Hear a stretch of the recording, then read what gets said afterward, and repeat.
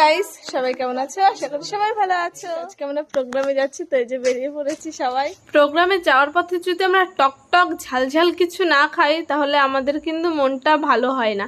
তার জন্য আজকে নিয়ে নিয়েছি আমাদের গাছের টাটকা টাটকা বিলাতি আমরা। তো রাস্তার পাশেই দাঁড়িয়ে নিয়ে নিয়েছি আর জলজিরার প্যাকেট নিয়ে নিয়েছি।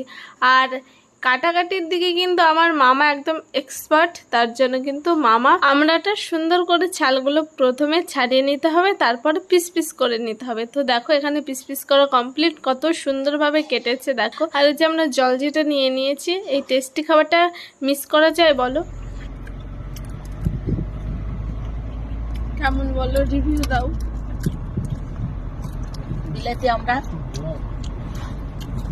আমাদের গাছের পেরে নিয়ে এলাম আসার সময় দুটো, এখন খেতে খেতে যাচ্ছি। যদি কেউ খেতে চান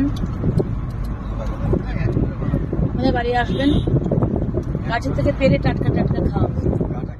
রান্না শেখানো হচ্ছে আমাদের গাড়িতে, প্রতিদিন রান্নার রেসিপি আলোচনা হয়। ওই ইলিশ মাছটা আর বেগুনটা ওই ঝোলের মধ্যে দিয়ে দেবে, ওই আলুর ঝোলটাতে দিয়ে ঢাকা দিয়ে দেবে, মানে প্রায় ওটা গ্যাসটাকে একটু কমিয়ে দেবে, হালকা চলবে। মোটামুটি 15 মিনিট, মাছটা তো সেদ্ধ হতে হবে, 15 মিনিট ওটাকে রাখবে। দেখবে বেগুনটাও সুন্দর ফুসফুসে হয়ে গেছে, মাছটাও সুন্দর হয়েছে, বেশ একটু হালকা পাতলা পাতলা ঝোল আছে।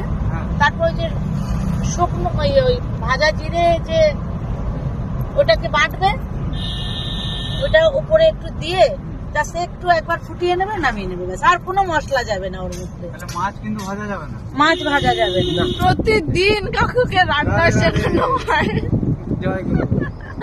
ওই যে বাপি মামা আর এই রান্না যদি না শেখানো হয়, ইলিশ মাছের মাছ দিয়ে রেখে দেবে ওরা। আর অত দামি ইলিশ মাছের কেউ মাছ দেবে, এটা আমাদের সহ্য হয় না। তো বাপি মামা আর মা কিন্তু আশু কাকুকে প্রত্যেকটা দিন রান্না শেখায়, নতুন নতুন আইটেম। প্রোগ্রামে যাওয়ার সময় প্রতিদিন